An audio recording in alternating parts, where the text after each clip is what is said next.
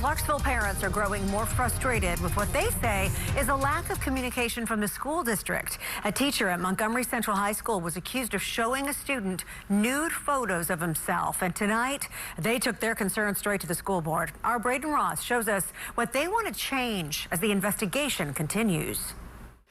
What happened to my child should never happen in any classroom. That parent says earlier this month, his teenage daughter's teacher at Montgomery Central High School showed her nude photos of himself in class. The district's chief communications officer says the teacher, who is married to the district's superintendent, did briefly show the photos by mistake as he was scrolling through other pictures on his phone. But the girl's parents and others in the district aren't convinced that it was an accident.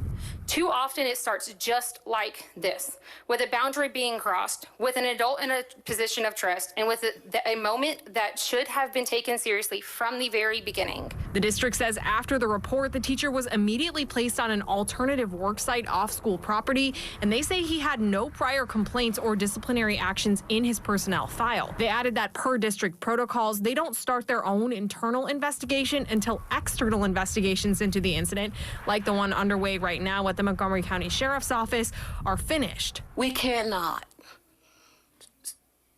overstep the law.